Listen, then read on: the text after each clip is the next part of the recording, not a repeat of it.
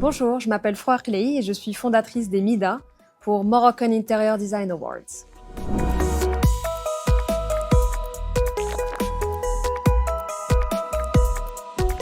Alors les MIDA, sont arrivés comme une évidence. Alors déjà, ils ont été pensés au moment où on a fondé les IMA, donc Young Moroccan Architecture Award, avec mon père, Allah yarhamou, Fouad Aklei, qui est architecte et qui est à l'origine de toute cette émulsion autour de l'architecture et cette volonté de mettre en avant les architectes du Maroc à travers le groupe Archimédia qu'il a créé en 2001 pour justement valoriser le métier, valoriser l'architecture contemporaine, créer une plateforme en fait pour les architectes. Donc l'architecture d'intérieur et les projets d'architecture d'intérieur, c'est quelque chose qui est venu très naturellement.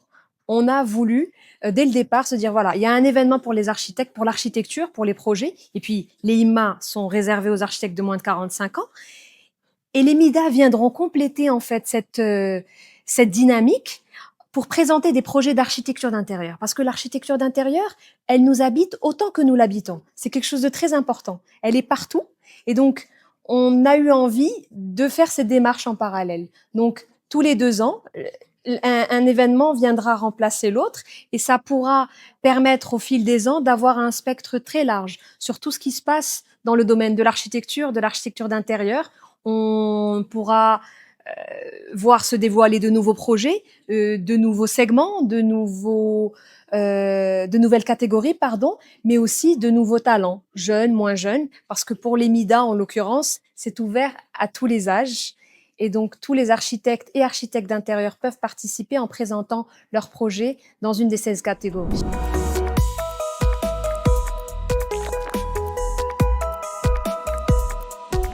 Alors, 16 catégories, c'est beaucoup déjà, hein.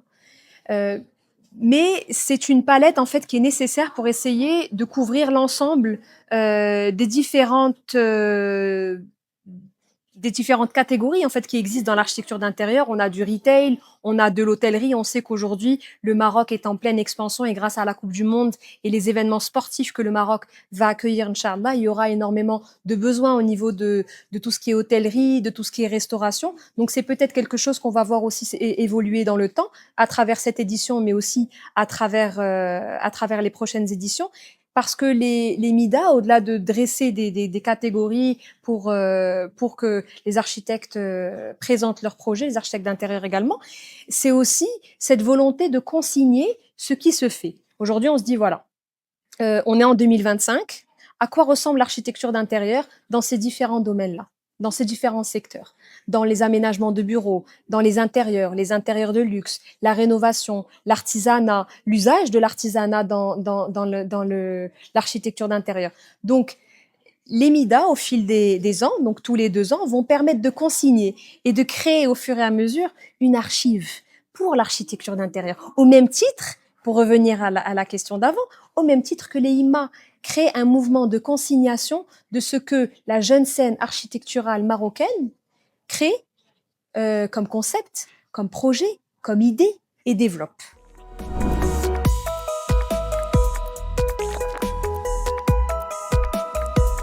Alors, dans la sélection des projets, c'est une chose, et ce sera la grande responsabilité du jury, un très beau jury qui est présidé par Lotfi Sidelhal, qui est architecte et designer à la fois.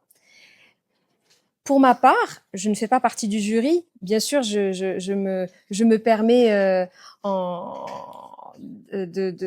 d'avoir un avis là-dessus, sans le partager forcément avec le jury, parce qu'on analyse au fur et à mesure avec mon équipe les projets qui viennent, etc. Mais pour revenir à la question de l'émotion, pour moi, l'émotion en architecture, c'est tout. Il n'y a pas d'architecture si elle ne provoque pas une émotion.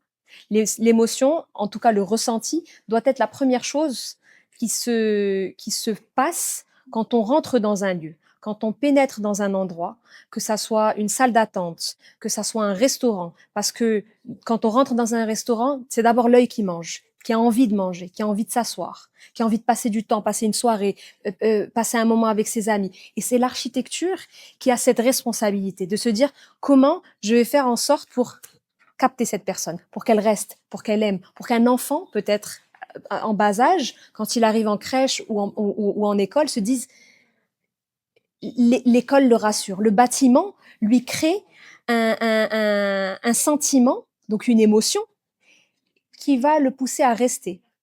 Parce que la couleur, parce que la hauteur, parce que le revêtement, parce que beaucoup de choses. Donc l'architecture a un rôle très important parce qu'elle génère de l'émotion, elle rassure, et puis aussi elle peut faire tout à fait le contraire. Et c'est aussi ça la délicatesse des architectes et des architectes d'intérieur qui conçoivent des projets. Et je le disais la dernière fois dans une conversation, c'est marrant, mais les architectes et les architectes d'intérieur sont destinés, sont voués à construire et à concevoir des projets dans lesquels ils ne vivront jamais ou pas, ou presque pas, ou j'exagère un peu, mais l'idée est là, et en fait c'est pour ça que c'est très important de penser à cette dimension pardon, émotionnelle, sensorielle, euh, parce que c'est ce qui reste. L'émotion, c'est ce qui reste.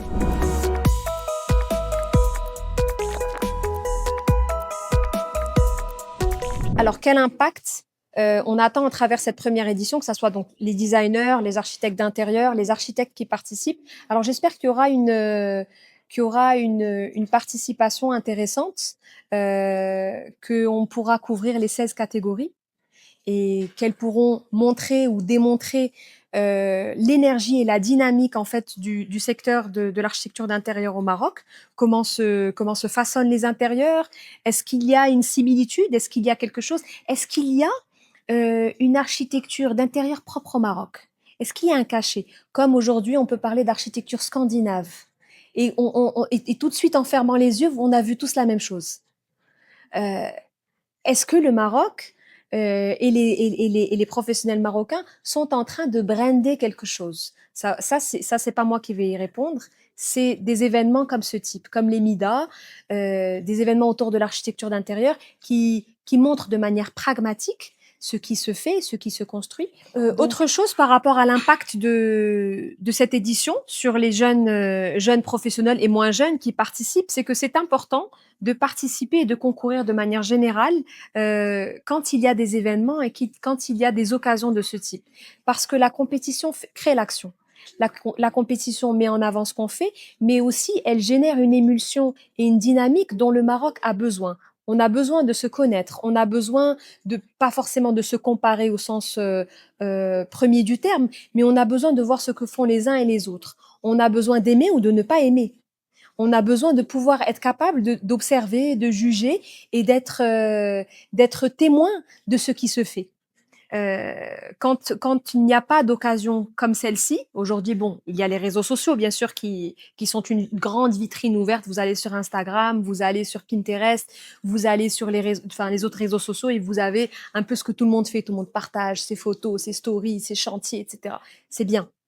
Mais essayons de le formaliser et de créer une plateforme, en fait, pour que tout le monde puisse être mis en avant. Et donc j'espère qu'il y aura un impact positif sur la manière dont on peut créer cette dynamique ensemble et pas forcément séparément où chacun individuellement va faire la promotion de ce qu'il fait, ce qui est très bien aussi parce que c'est important de communiquer. C'est pour ça que ces outils existent, il faut les utiliser.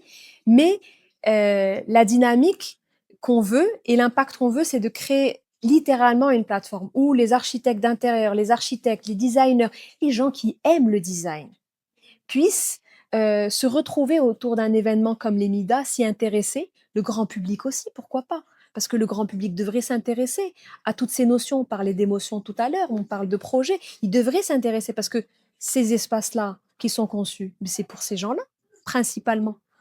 Donc, j'espère en tout cas, pour terminer sur quelque chose de positif, j'aimerais que l'impact soit positif.